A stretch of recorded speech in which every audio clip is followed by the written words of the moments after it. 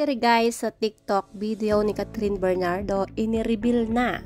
Nakilala ng mga netizen ang mystery guys sa viral TikTok video ng aktres na si Catherine Bernardo. Guys, hello guys, it's me again, Rampadorang Inday Vlog. Rampadorang Inday Vlog, ayan. Hello guys, it's me again, Rampadorang Inday Vlog. Who is the cute boy with the white jacket?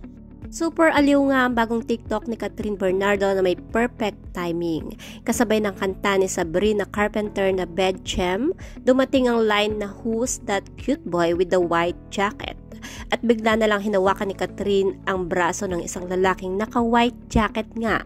Ang dami agad na pa-comment with fans trying to guess who's kino ang mysterious cutie na yun. Syempre, marami nag-expect na si Alden Richards nga ito.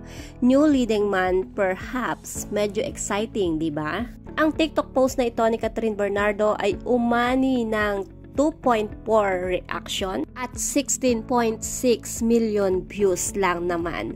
At pinapatunayan lang nito na maraming nag-aabang kung sino nga ba ang nagpapatibok ng puso nitong si Catherine Bernardo.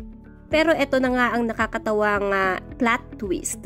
Hindi siya artista, si Kuya Arlie pala, ang ever reliable road manager ng Star Magic, ang cute na mystery guy sa video.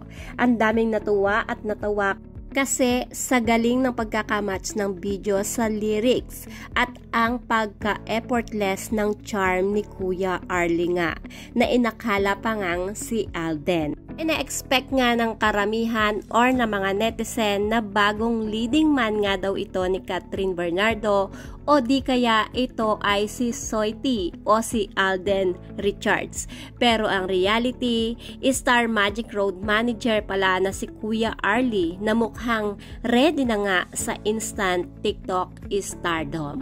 So that's it guys. Kung isa ka rin sa nawaw malinga nitong si Miss Catherine Bernardo, i-comment nyo na nga kung sino yung una nyong guess. Kung di pa kayo nakasubscribe sa aking YouTube channel, kindly hit the notification bell, like and share. Maraming salamat. Ingat po ang lahat and God bless.